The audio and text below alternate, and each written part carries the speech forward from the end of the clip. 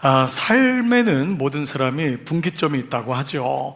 여러분 삶을 돌아보면은 언제 내 인생이 이렇게 바뀌었다, 또 우리 자녀들의 인생에 깨달음이 와가지고 얘가 아니 공부를 안 하던 애가 갑자기 공부를 하고, 이런 경우들이 종종 있을 것입니다. 근데 가만히 생각하면 어떤 환경 때문에 그 아이가 된 것 같고 누구를 만나서 된 것 같지만, 물론 그렇습니다만은 사실은 그가 바뀐 건 환경 때문도 아니고 사람 때문도 아니라 생각이 바뀌었기 때문에 라고 얘기할 수 있을 것입니다. 그러니까 우리의 삶에서 환경이 중요한 이유는 그 환경으로 어떤 생각을 돌출하게 되고, 그 생각이 분기점이 되고, 생각이 좋으니까 옳은 선택을 하게 된다는 것입니다. 생각의 소중함은 여러분이 저보다 오히려 일상의 삶에서 너무도 많이 느끼고 있을 것입니다. 어쩔 때는, 아니면 자주 기도하기보다는 생각하는 게 더 빠르고 쉽고 당연할 수 있습니다. 그렇죠? 그러니까 그 생각에 기도가 들어갈 수 있다면 얼마나 좋을까요? 그러니까 결국 생각의 결과가 선택이고, 선택의 결과가 오늘 우리의 인생을 끌고 온다는 것을 알게 됩니다. 인생을 후회하는 것은 그때 어떤 사건이 후회되는 것이 아니라 그때 그렇게 생각할 걸, 그때 조금만 내가 생각했으면, 바로 생각에 대한 것이라고 할 수 있겠죠. 누가복음의 저자인 의사 누가는 이 생각에 대한 것을 아주 상세히 의사처럼 얘기하고 있습니다. 그래서 예수님의 삶 속에서 예수님이 어떤 생각을 하고 있었고, 어떤 생각이 어떤 선택으로 가고 있었는지조차도 얘기하고 있죠. 자, 지난 우리가 금요일 성령 집회 때 기도로 이기는 7가지 죄에 대한 말씀 중에 5번째였어요. 뭐였죠? 탐식에 대한 말씀인데, 그 본문이 창세기 25장의 에서였습니다. 에서는 팥죽 한 그릇으로 자기의 장자권을 잃어버렸죠. 그 말씀 25장 34절을 한번 묵상했었어요. 보세요. 야곱이 떡과 팥죽을 에서에게 주었어요. 에서가 먹고 마시고 일어나 갔으니, 동사가 4개가 연속되는데 그 결과 뭐지요? 장자의 명분을 가볍게 여겨요. 결국 장자를 잊지를 못해요. 에서는 사라져요.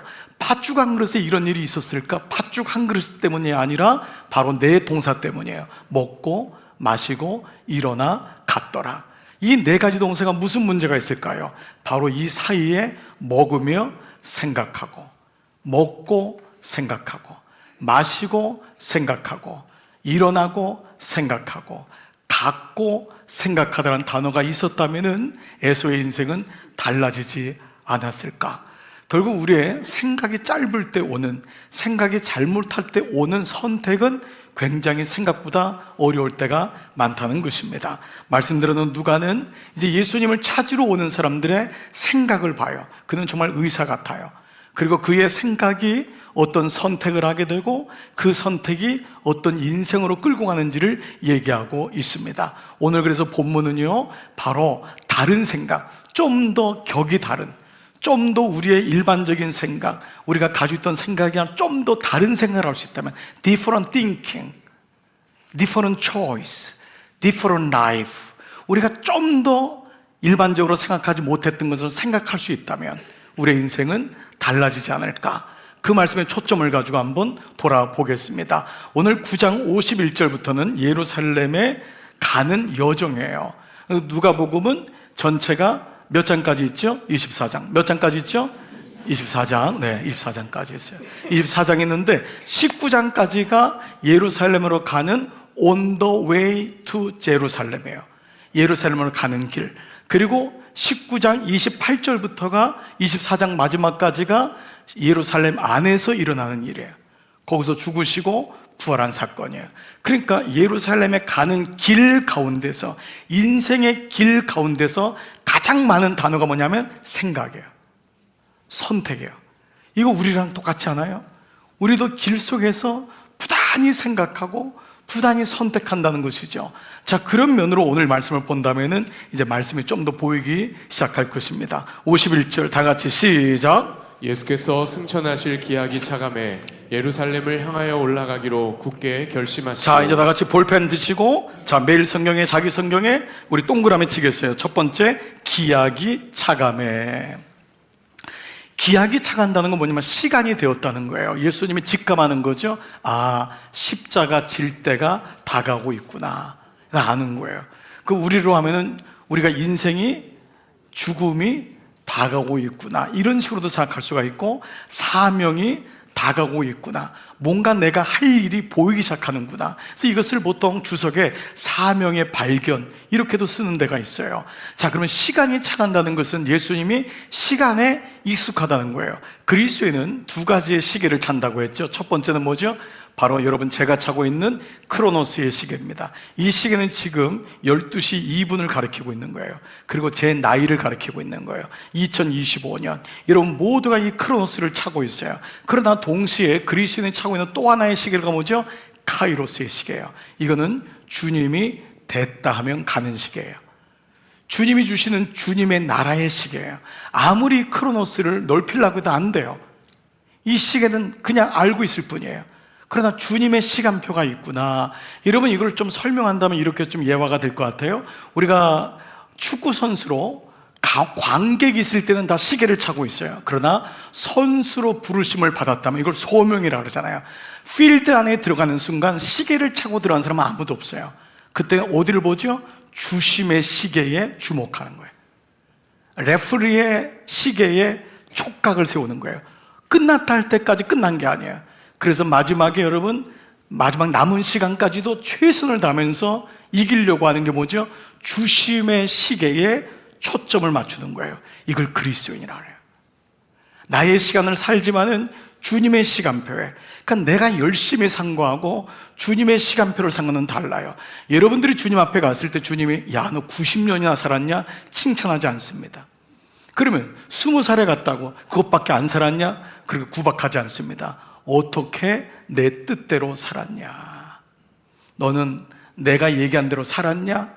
내가 너에게 그렇게 은사를 주고 너를 후대하고 건강 주고 물질 주고 줬는데 너는 무엇하고 왔느냐? 이게 카이로스 시계인 것입니다. 시간표를 알게 되면 뭐가 보이죠? 주인이 보이는 거예요. 그리고 목적지가 보입니다. 우리는 이제 내 시간을 살지만은 주인의 시간도 같이 더불어 살게 된 거죠. 목적지를 생기게 되니까 이어서 나오는 단어가 다시 여러분 오늘 51절 보니까 뭐라고 나와 있죠?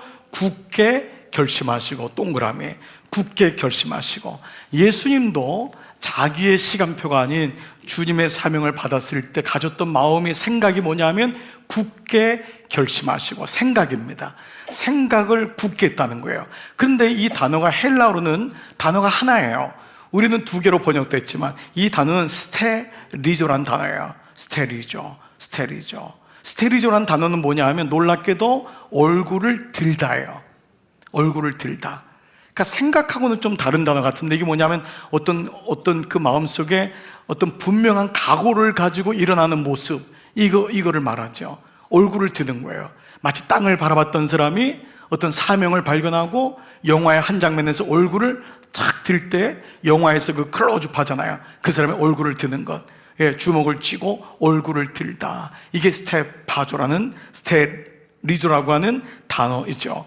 그래서 영어 성경에도 set his face 이렇게 나와요. set, 그의 얼굴을 들고, set업 한다 그러잖아요. set, 그의 face란 단어가 굳게 결심하고예요.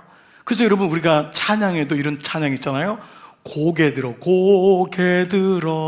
주를 맞이해 엎드려 경배하며 찬양. 고개를 들라는 거예요. 고개 들어, 지금도 고개 들어, 이렇게. 고개 숙이지 마, 여러분. 졸지 마, 이런 거 있잖아요. 고개 들어, 고개를 들으라는 거예요. 고개를 들어 하늘을 바라보라는 거예요. 고개를 들어서 하나님이 나에게 어떤 마음을 주시는가. 그러니까 굳게 결심하는 건 의지적인 결심 차원이 아니라 하나님을 향하여서 내 마음을 열고 얼굴을 들고 그분께로 내 마음을 정하겠다는 거예요. 예수님이 굳게 결심하고 예루살렘을 향하여 가시죠. 자, 이런 가운데 이제 문제가 생겼어요. 오늘 본문 보니까 사마리아 사람들이 유대인인지라 길을 열어주지 않은 거예요.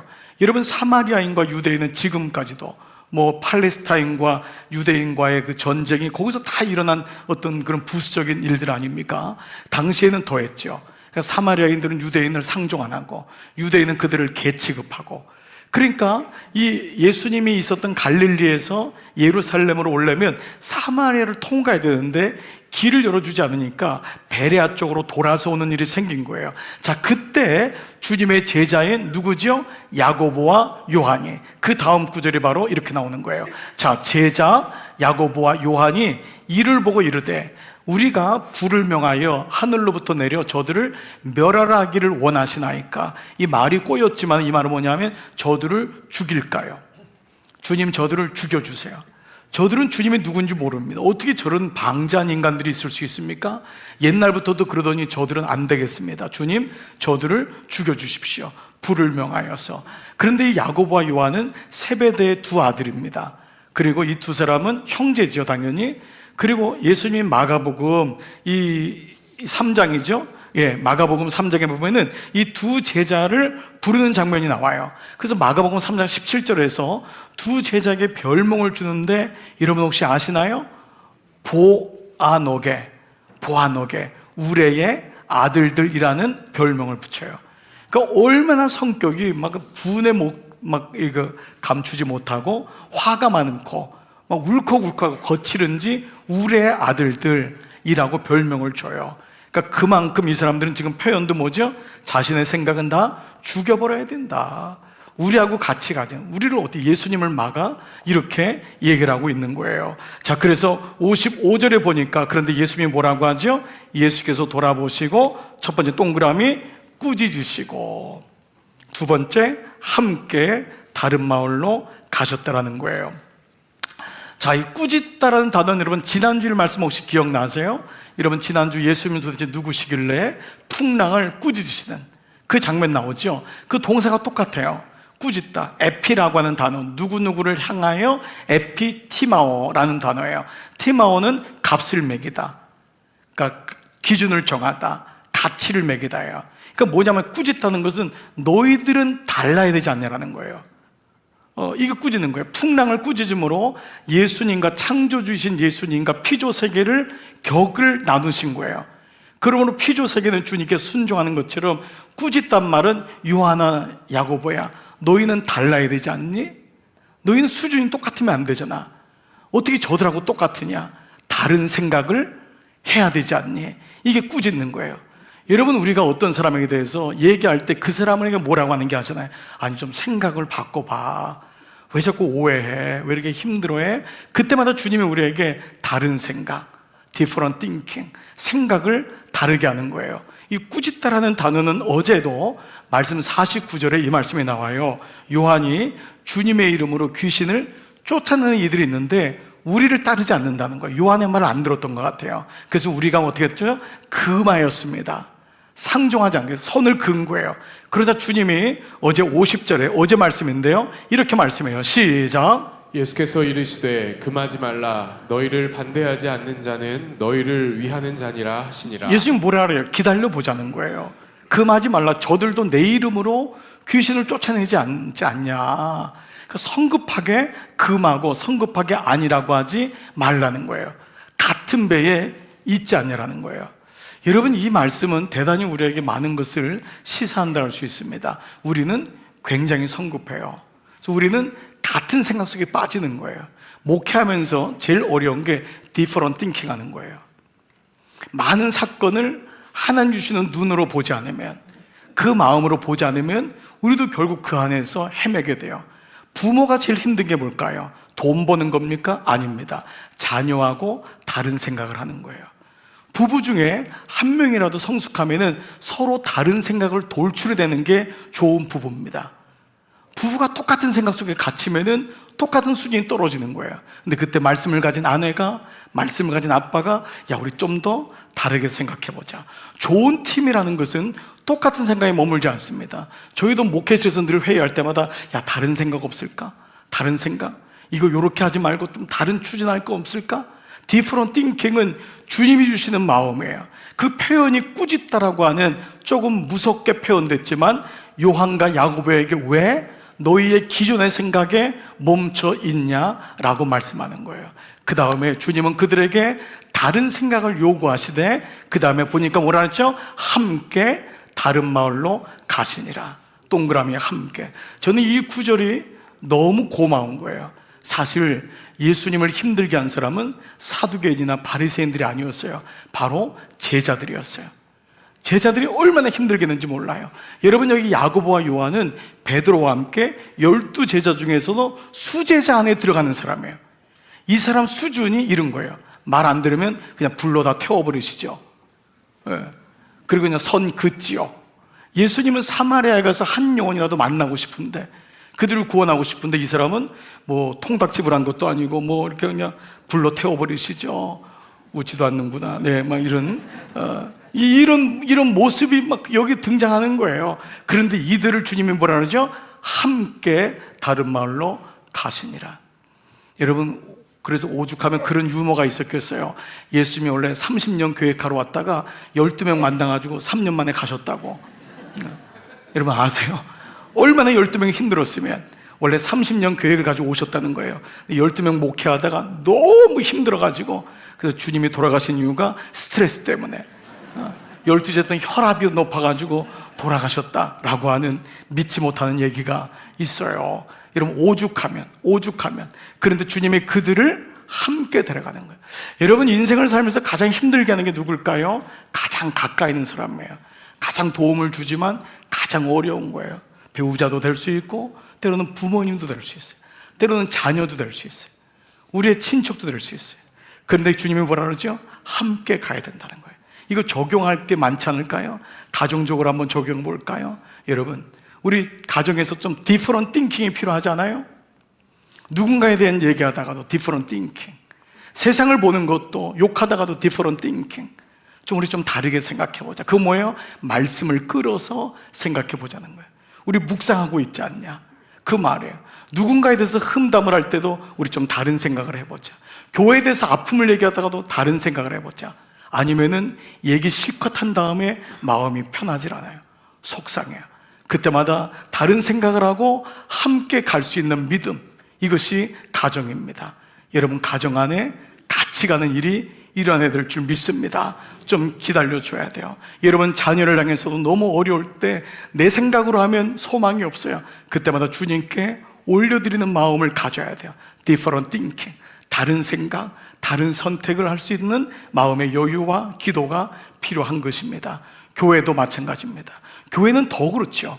여러분, 겉에 주일날 와서 예배 드리시는 잘 모를 거예요. 그러나 여러분이 목장에 들어가고 사역을 하게 되고 교회의 중요한 일을 결정하게 되면은 교회 안에서 때로는 부닥칠 때도 많이 있어요. 그러다 보니까 교회가 오래되면은 30년 동안 묵었던 인간관계가 그대로 갑니다. 그러면 너무 어려워요. 어떤 분은 이미 시간이 지났는데도, 내가 30년이 지났는데도 내가 그 인간은 용서 못해. 그래서 제가 그랬어요. 주님이 당신은 아니 내가 그렇게 된, 우리가 그런 마음이 있는 거예요. 그게 뭐죠? 여전히 야고보와 요한에 멈춰 있는 거예요. 주님이 나를 그렇게 생각하시는데 나는 여전히 그 사람을 향한 생각이 변하지 않을 때. 제가 몇 번 여러분 말씀을 드렸잖아요. 제가 지금도 미숙하지만 정말 미숙할 때 실제로 살생부를, 노트를 준비해가지고 우리 교회를 나갔으면 해준 사람은 이름을 다 적었어요. 한 명씩. 이분 나갔으면 좋겠고, 이분 이사 갔으면 좋겠고, 이분 좀 디스크 걸려가지고 안 나왔으면 좋겠고, 뭐 이런 거 있잖아요. 이름을 다 적은 거예요. 적었는데 교회가 많지 않으니까 교인이 보니까 남는 사람이 없더라고요. 다 적었더라고요. 근데 마지막에는 집사람 이름도 들어가 있는 거예요. 집사람도 귀찮은 거예요. 사라졌으면 좋겠는 거예요. 여러분, 이게 인간의 마음인 거예요. 그때마다 다른 생각, 함께, 이 단어가 잘 묵상이 되셔야 돼요. 나라적으로 적용해 보세요. 지금처럼 어렵고, 우리나라 옛날에도 어려웠지만 우리는 정의 문제가 아니에요. 우리 입으로는 다 이게 옳다 그르다, 이걸 투표를 하겠어요? 우리 교회 한번 나눠볼까요? 저한테 어떤 분이 전화해서 그러는 거예요. 목사님은 어느 편이냐요? 정확하게 얘기해달래요. 무슨 편이야, 무슨 편이기는 주님 편이지. 네. 정말 이럴 때가 많아요. 목장 안에서 이 얘기 때문에 교회까지 심지어 떠나는 분도 우리 교회 안에 있어요. 저보러 주일날 시원하게 얘기해 주지 못해 답답하대요. 뭘 얘기해 달라는 거예요? 대통령 5년 하는 거 가지고 뭐를 편을 들라는 거예요? 지금 우리나라의 문제는 너무 안타까운 게 뭐예요? 조선시대 여러분 500년 동안 싹쓸이 다 죽였잖아요. 안 맞으면 다 죽였잖아요. 그게 우리나라잖아요. 3대까지 다 죽였잖아요. 그게 우리나라 계속 왔는데 지금도 우리는 이 좁은 땅덩어리에서 누가 옳고 그르냐 다르다는 것을 생각 못합니다. 다른 생각이 필요해요. 다른 은혜를 구하고 하나님의 은혜를 구하는 마음이 우리에게 필요하지 않을까요? 함께 공생입니다. 이러다가 다 죽어요. 이러다 다 죽어요.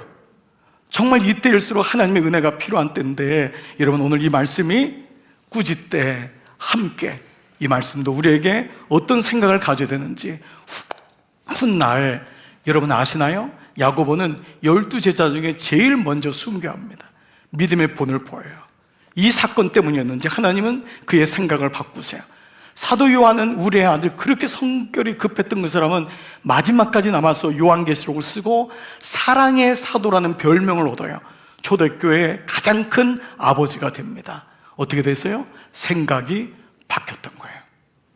그의 인생 속에 생각이 바뀌니까 선택이 바뀌고 그의 인생의 결과도 바뀌었던 것입니다. 자, 이런 가운데 두 번째 사건이 일어납니다. 57절부터예요. 자, 예수님을 따르는 사람들의 생각이 어떠한지를 볼게요. 57절 시작. 길 가실 때에 어떤 사람이 여짜오되 어디로 가시든지 나는 따르리이다. 자, 여기 동그라미 어떤 사람이 누가에는 이 사람을 좀 드러내지 않았는데 마태복음 8장에는 이 사람을 서기관이라고 분명히 얘기하고 있어요. 직업이 세리였던 마태는 아마 좀 이 사람들을 직접적으로 드러내기를 원했던 것 같아요. 서기관은 지금으로 말하면 가장 당시에도 돈이 많고 권력 지향적이고 명예가 높았던 사람이에요. 모든 사람이 가장 부러워하는 사람이에요. 돈도 많지, 명예도 있지, 권력도 있지, 집권층이에요. 자, 그런데 그 서기관이 뭐가 부족했는지 예수님을 쫓아오기 시작했어요. 그랬더니 예수님이 뭐라고 뜬금없이 얘기하시느냐. 58절 한번 볼까요? 예수께서 이르시되 여호도 굴이 있고 공중에서도 집이 있으되 인자 나는 머리 둘 곳이 없다. 나는 깡통이란 말이에요. 빈 털털이다. 너 잘못 선택했다.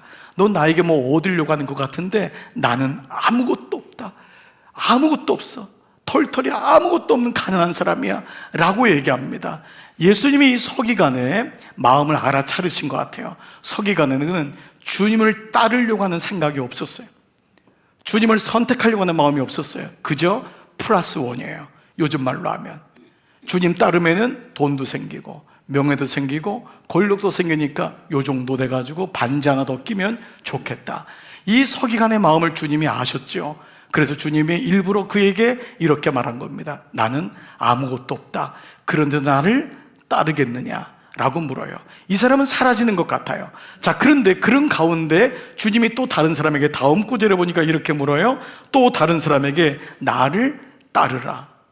자, 근데 나를 따르라 했는데 이 따르라가 서기관이든지 아니든지 간에 이 사람도 유력한 사람은 분명해요. 자, 말씀을 한번 풀어가 볼게요. 그가 뭐라고 하냐 하면 나로 먼저 가서 동그라미 나로 먼저 가서 내 아버지를 장사하게 허락하옵소서. 왜 이게 중요하냐 하면 나로 먼저 간다는 것은 율법적인 질서예요. 무슨 말이냐 하면은 이 당시는 부모님의 장례는 계명 중에 5계명인 내 부모를 공경하라는 밑에 계속해서 이제 따라 나오는 행위들이 있는데 부모의 장례 시에는 율법을 공부하는 것보다 그리고 성전에 참여하는 것보다 예배에 참여하는 것보다 심지어는 할례를 받는 것보다도 우선된다 그랬어요.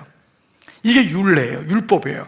그러니까 이 사람이 지금 아버지의 장사를 한 다음에 내가 오겠다고 하는 것에 대해서 토를 달 수가 없는 거예요. 이거는 완벽한 면책이에요. 이해되시죠? 여기 대해서 누가 뭐라고 하겠어요? 그런데 여러분들이 잘 아는 다음 구절이 등장합니다. 자, 그 다음 구절이 뭐죠? 죽은 자들로 자기의 죽은 자들을 장사하게 하라라는 단어가 나와요. 이 네크루스라고 하는 죽은 자, 앞에 있는 단어도 똑같고 뒤에 단어는 네크루스예요. 그야말로 죽은 자예요. 자, 이것은 여러분이 알다시피 보편적인 상식을 무시해서 부모님을 경외하지 말아라, 장례식 가지 마라, 이건 불효해라, 이런 차원은 아니라는 것은 여러분 알고 계시죠? 주님이 그 정도 수준으로 얘기하는 건 아니잖아요. 그런데 여기 대한 보편적인 의미는, 가장 제자도에 맞는 의미는 이 앞에 죽은 자는 뭐냐 하면 하나님 말씀을 알지 못하고 여전히 자기 세계에 있는 사람이잖아요. 그러니까 하나님의 나라를 알지 못하고 부르심이 뭔지, 하나님의 카이로스도 모르고 크로노스로 살아가는 자들을 죽은 자라고 보통 얘기를 하잖아요, 영적으로. 그래서 그렇게 죽은 자들이 하나님 나라를 알지도 못하고 말씀을 깨닫지도 못하니 그들로 아버지의 시체를, 죽은 자를 장사하게 하고 너는 가서 나를 따르고 하나님 나라를 전파하라, 이런 개념으로 이해할 수 있어요. 이게 보편적인 의미예요. 옳아요. 그래서 이걸 가르쳐서 제자들에서 뭐라 하냐면 긴급성이라 그래요. 이걸 부르심의 긴급성이란 단어를 써요. 그 정도로 긴급하다는 거예요. 주님의 부르심에는 장사 지내는 것보다도 더 급한 일이 있다라고 할 정도로 주님의 부르심은 소중하고 중요하고 긴급하다. 그 때를 놓치지 말아라. 우리는 늘 그러잖아요. 아기 큰 다음에요, 좀 직장 들어간 다음에요, 나이 50 정도 넘은 다음에 제가 열심히 해볼게요. 근데 그 때라는 것은 모든 사람의 긴급성이에요. 그 때라는 것은 그렇게 오지 않아요. 그러니까 지금이야말로 지금이 내게 주어진 시간이라는 거잖아요. 그런 의미에서 긴급성은 꼭 제자들에게만 해당되는 것은 아닐 거예요. 그것은 여러분이 오늘이라고 하는 시간을 살아가면서 매일마다 겪게 되는 생각과 선택도 긴급성이에요. 여러분들이 오늘 교회에 오려면 생각을 했었어야 돼요. 그리고 선택을 해야 돼요. 어느 교회로 갈지도. 당연하겠죠? 오늘 점심 메뉴를 먹는 것도 생각하고 선택이에요. 일주일 동안 여러분 기업을, 직장을, 가정을 섬길 때 얼마나 많은 생각을 하십니까? 그 생각할 때마다 주님, 제 생각이 너무 지혜가 없습니다, 주님 도와주세요, 이런 적이 한두 번이 아닐 거예요. 생각의 한계를 느끼고 왜 내 생각은 여기까지밖에 안 되지? 이런 때도 너무도 많을 거예요. 그러나 이 부르심, 매일의 생각과 선택도 긴급한 부르심이라는 입장에서는 제자도에는 바로 죽은 자는 죽은 자로 장사하고 영적으로 살아있는 나는 주님을 따라가야 된다라고 하는 말씀이 옳아요. 이렇게 보편적으로 이 말씀이 음해요. 그런데도 불구하고 우리에게는 좀 이 말씀이 아직도 여운이 있는 거예요. 아니, 그 정도인가? 죽은 자 그래도 아버지가 돌아가셨는데 라고 하는 마음이 있을 수 있어요. 그래서 이 말씀을 좀 더 문화적으로나 언어적으로 배경을 이해할 수 있다면은 이 말씀을 온전하게 이해하는데 도움이 될 것 같아요. 자, 이 네쿠르스란 단어, 죽은 자로 죽은 자를, 이 죽은 자들로라고 하는 말씀이 비속어적인 관용어라고 하는 의견을, 제가 이제 유학할 때 랍비가 한번 왔어요. 유대 랍비가 왔는데 마침 이 말씀을 거론했어요. 예를 들면 이 말씀은 유대인들에게는 너무도 익히 들리는 말씀이라는 거예요. 자, 지난 주일날 마태복음 11장 28절의 말씀, 우리가 뭐예요? 수고하고 무거운 짐진 자들아 다 내게로 오라. 나는 마음이 오냐고 겸손하니 나의 멍에를 메고 내게 배우라 할 때 멍에를 듣는 유대인들은 멍에가 몇 마리 소가 끈다고요? 2마리의 소가 끄는 것을 자연스럽게 연상했듯이 이 죽은 자들로라고 하는 단어는 당시에 상속의 몫이 적거나 상속을 받을 수 없는 자들을 비속으로 얘기한 거예요. 그러니까 너는 아무것도 아니라는 거예요. 죽은 자들로 부모님을 장례하게 하라라고 하는 의미라는 거예요. 그러면 상속이라는 의미가 얼마나 큰 영향이 있길래 죽은 자라고 얘기했을까? 신명기 21장 17절을 보면은 죽은 자에 대한 이 상속에 대한 말씀이 장자는 아버지의 2몫을 받는다랬어요. 2몫을 2배가 아니라 2몫이라 그랬어요. 2times가 아니라 2portion. 2몫이라는 것은 받지 않은 나머지 한 몫을 장자가 아닌 자자들이 받아요. 그리고 장자는 그것에 나머지 2몫, 세 덩어리면은 2몫을 장자가 받고 한 몫을 동생들이 받는데 그 당시 평균 동생이 10명이에요. 이스라엘 사람들은 아내가 많았거든요. 그렇기 때문에 이 여자들로부터 낳았던 자식들이 최소한 10명이면은 10명이 한 몫을 가지고 나누는 거예요. 그러면 장자는 2몫을 그대로 받고, 그러니까 굉장한 차이죠. 게다가 여자들은 몫을 받지 못했던 거예요. 이 말씀은 뭐냐 하면 이 말씀을 했던 나를 따르겠다고 아버지를 장사 지내겠다고 한 자는 장자일 가능성이 많다는 거예요. 그는 이미 부자였고, 그는 이미 권력층이고, 그 서기관과 따르는 이 무리들은 이미 모든 것을 가졌음에도 아버지의 죽음을 슬퍼하기 위해서 장례를 치르는 것이 아니라 그 아버지의 몫을 더 얻기 위해서, 두 몫을 얻기 위해서 아버지의 장례를 치르고 온 다음에 주님을 따르겠습니다 라고 하는 그의 마음이 드러났다라고 보는 것입니다. 그때 주님이 뭐라고 하냐면, 너는 장자이기 때문에 어차피 받으니까 지금의 이 부르심의 영광을 빼앗기지 말라는 거예요.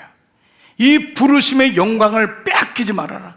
너는 장자인데, 너에게 올 것인데 너는 그것도 부족해서 또 다른 물질을 또 원하고, 얼마나 물질이 있어야지만 주님의 음성이 들리겠느냐, 얼마나 너에게 채워져야지만 이 주님의 부르심에 응답하겠느냐라고 하는 주님의 간절한 메시지가 죽은 자들을 장사하게 하고, 소위 너희가 말하는 죽은 자, 비속어로 말하는 장자권을 이어받지도 못하고 그래서 아버지의 몫을 조금밖에 받지 못하는 그 자들이 있으니 그들이 장사하게 하고, 너는 더 이상 욕심 부리지 말고 나의 영광을 빼앗기지 말라라는 말씀이지요. 자, 생각의 차이는 너무도 다른 것입니다. 우리의 생각을 흔드는 것이 있습니다. 이 말씀이 직접적으로 다가오지 않더라도 우리 인생 속에는 주님보다 더 앞서가는 것이 많습니다. 이러한 사람의 선택과 생각과 선택은 옆에 사람에게도 영향을 줍니다. 여러분 목장에서, 여러분 주변에서 하나님을 갈망하고 사랑하는 사람이 있다는 것은 축복입니다. 여러분이 영적 아비와 어미로 그런 길을 걸으면 사람들이 안 보는 것 같은데 그 사람들을 보고 따라가요. 이 부정적인 영향이 다음 구절을 보니까 61절에 시작. 또 다른 사람이 이르되 주여 내가 주를 따르겠나이다마는 나로 먼저 내 가족을 작별하게 허락하소서. 결국 이러한 생각이 이어집니다. 그래서 부모된 우리의 생각과 선택이 보이지 않지만 자녀들에게도 그대로 가는 것입니다.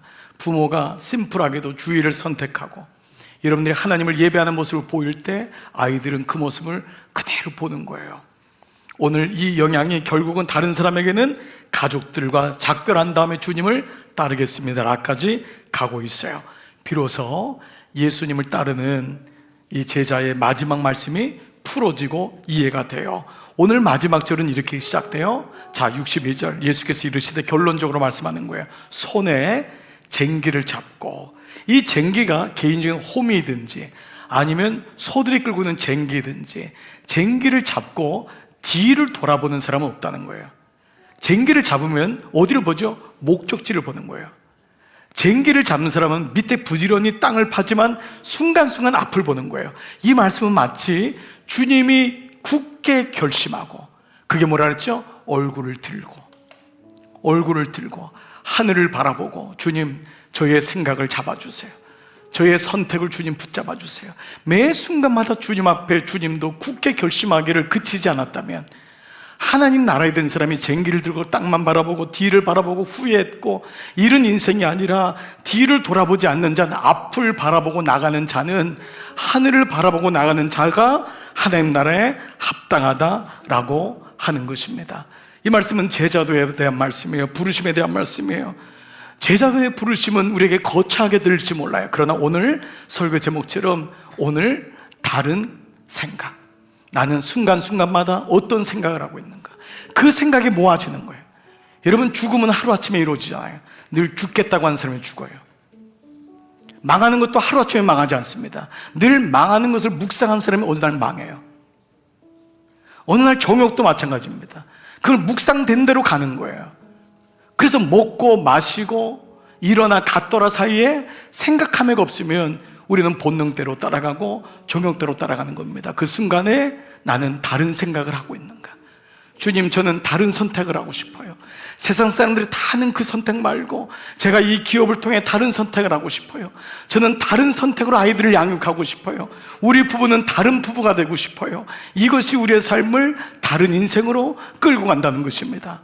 오늘 이 말씀의 1년에 우리에게 주시는 교훈이고 메시지예요. 그런데 사실 우리의 생각은 그렇게 굳질 않습니다.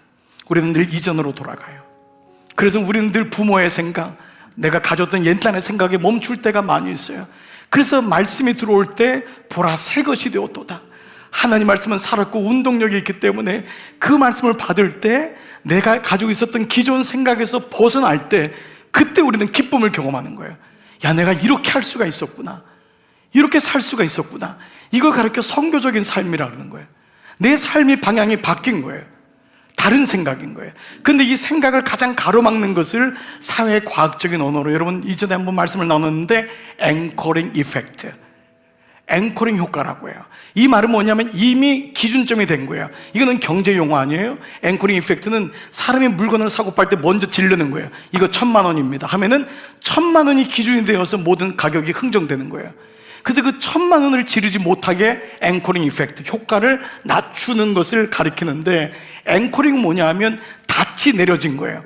배가 닻이 내려져 있으면 아무리 가려고 해도 안 되는 거예요. 우리의 생각을 창조적인 생각으로 막고 긍정적인 생각, 주님의 생각으로 막고 있는 게 뭐냐 하면 우리가 기존에 가지고 있었던 생각이에요. 늘 거기 매여 있는 거예요. 그래서 그때마다 닻을 올려야 돼요. 이걸 가리켜서 묵상이라고 하는 거예요. 묵상은 하나님 말씀으로 채우는 거예요. 그럴 때 우리의 언어가 달라지고 말이 달라지고 생각이 달라져요. 묵상한 사람과 묵상하지 않은 사람은 표면적으로 모르는 것 같아요. 그런데 완전히 달라요. 그래서 이 묵상이 우리 삶에 들어올 때 그 말씀으로 인하여서 이사야 55장에 임한 이 마지막 말씀에 뭐라고 나와 있죠? 8절 9절에 이는 내 생각이 너희의 생각과 다르며, 이거를 배워나가는 거예요. 주님, 주님이시라면 우리 답답하고 힘들 때마다 주님, 제게 좀 생각 좀 주세요. 어떻게 하면 좋아요? 주님 좀 지혜를 주세요. 이 순간에 내 머리에 나올 게 없잖아요. 그때마다 하나님 말씀이 묵상되고 이것이 암송되고 이것이 반복되듯 놀랍게도 이것이 지혜의 근본이라는 거예요. 이 말씀이 생각의 근원인 거예요. 이 말씀을 통해 그 말씀을 계속 묵상하는 거예요. 저는 지난 목요일 날 북한선교대학교 숭실대학교 교수님이 오셨어요. 그분은 교수예요. 물론 목사님이지만. 그런데 그분은 매일마다 아침에 자기의 생각을 놓치지 않으려고 그분이 1:1 양육을 1년 동안 받고, 저희 교회가 1:1 양육하는 걸 보고 너무 고마워가지고 자기는 청년 때 생각을 붙잡을 수 없을 때 그때 1:1 양육을 1년 동안 받으면서 생각을 붙잡았는데, 지금도 아침에 200개의 말씀을 암송하고 시작한대요. 아침에 일어나면 200개를 계속 암송한대요. 그럴 때 그 말씀의 구절이 내 안에 들어와서 그 대학 강단에서 수많은 그 힘든 여정 속에서도 잃지 않고, 목적지를 잃지 않고 올 수 있었다는 거예요. 너무도 부끄러웠어요. 나는 아침에 어떤 말씀 먼저 생각나는가? 오늘 이것이 우리의 인생을 생각하게 하고 선택하게 하고 그것이 우리의 인생을 만들어 나간다면, 좋아요 여러분, 오늘 예수님이 이렇게 말씀하시고 우리에게 주시는 것입니다. 오늘 이 은혜를 다시 한번 깨달아 보십시오. 그리고 다른 생각, 다른 선택, 다른 인생으로 우리 모두도 다시금 일어나서 주님, 제가 주님을 그렇게 따르겠습니다, 그러한 인생으로 회복될 줄 믿습니다. 이번 한 주간 여러분 가운데 하나님 말씀으로 생각하고 선택하고 되어지는 인생 되기를 주의 이름으로 축복합니다. 아멘. 여러분 이 시간 노트 말씀 닫으시고 자리에서 다 일어나시겠습니다. 우리 한번 벌떡 일어나셔서 우리 이 시간 찬양하며 나갈 때 하나님의 부르심에는 후회하심이 없네, 우리 같이 찬양 고백하면서 나가시죠. 이 가사가 여러분의 가사가 되기를 바랍니다. 이 찬양이 여러분의 찬양 되기를 바랍니다. 우리 같이 찬양하시죠. 하나님의 부르심에는, 하나님의 부르심에는 후회하심이 없네. 내가 이 자리에 선 것도 주의 부르심이라. 하나님의 부르심에는 결코 실수가 없네.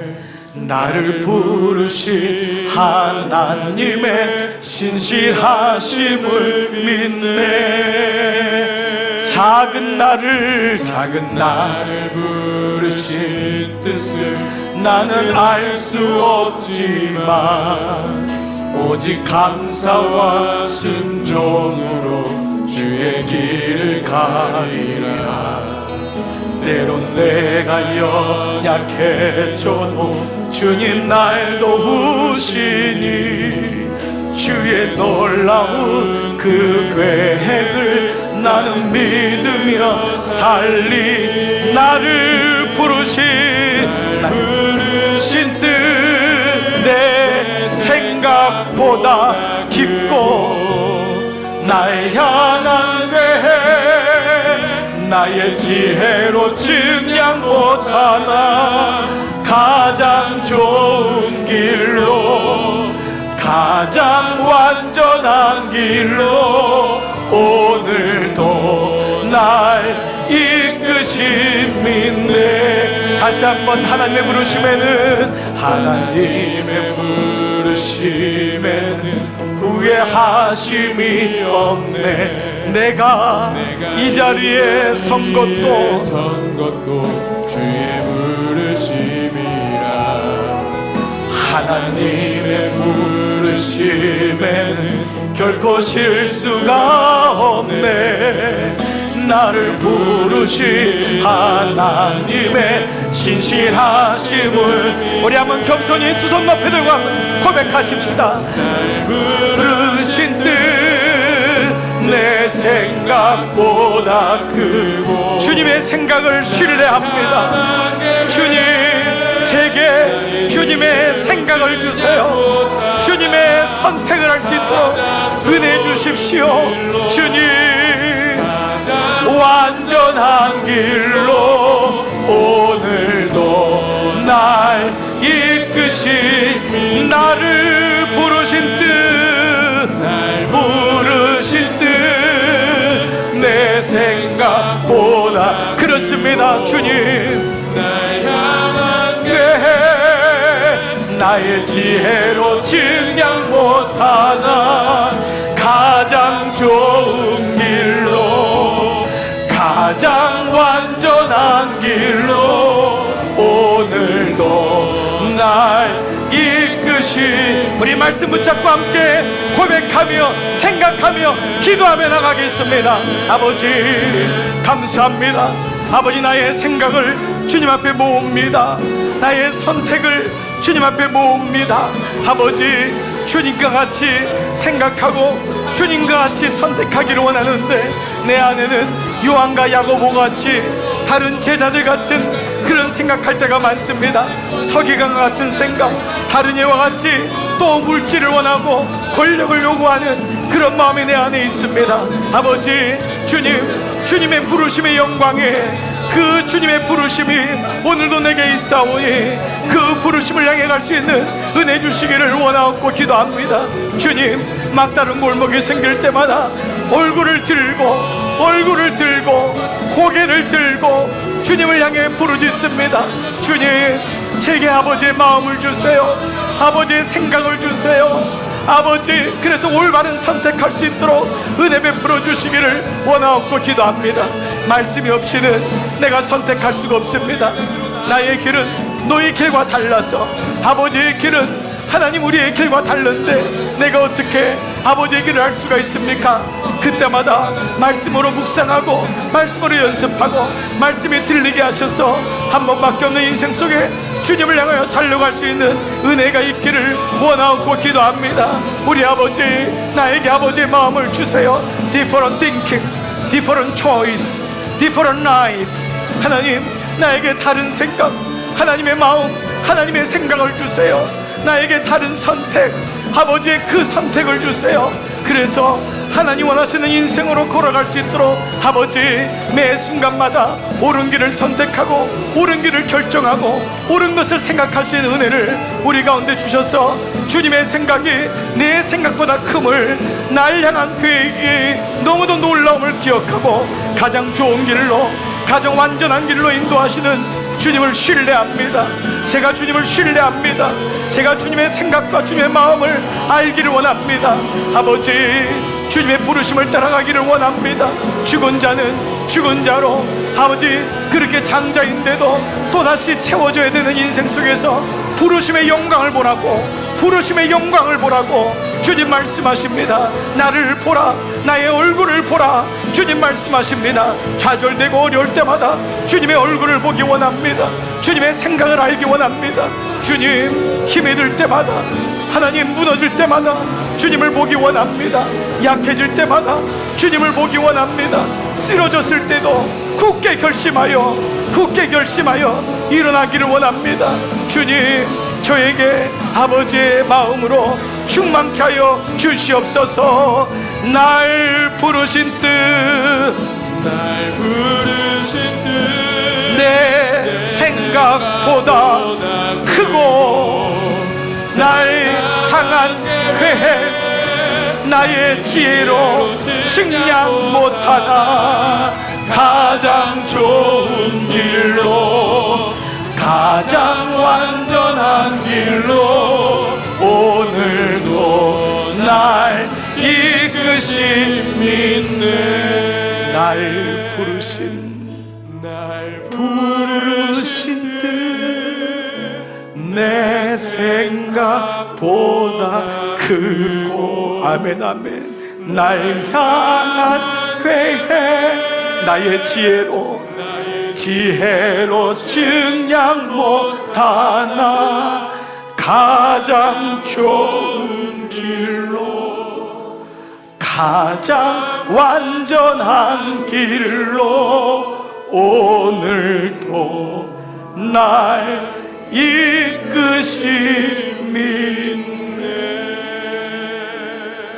이 시간 여러분 한번 두 손을 겸손히 한번 들어보시고, 아버지 나의 생각을 주님께 올려드립니다. 아버지 이 시간 주님의 생각으로 오늘 저를 채워주옵소서. 주님 그동안 무수히 선택했던 모든 것을 주님께 올려드립니다. 그리고 이 시간 저의 선택이 아니라 주님이 날마다 가르쳐 주시는 그 선택으로 한 걸음 한 걸음 하루하루 살기를 소원합니다. 아버지 오늘 사는 종들의 삶 속에 주님 침입하셔서 주님의 생각을 알게 하시고 주님의 마음을 알게 하셔서 힘들고 어렵고 넘어질 때마다 다시 얼굴을 들고 하늘을 보게 하셔서 주님의 지혜 주세요. 주님의 마음 주세요. 제가 올바른 선택할 수 있도록 하나님 매 시간마다 주님 말씀해 주세요. 한 주간 동안 주님과 동행하기를 소원합니다. 말씀으로 서로 연결되게 하시고 공동체 가운데 연결되게 하시고 중보하는 가운데 연결되게 하시고 우리의 자녀와 부모가 연결되게 하셔서 우리 이번 한 주 우리 남은 인생 온전히 different thinking, different choice, different life, 우리 그런 인생으로 완전하게 이끄시는 주님과 함께 걸어가게 하여 주시옵소서.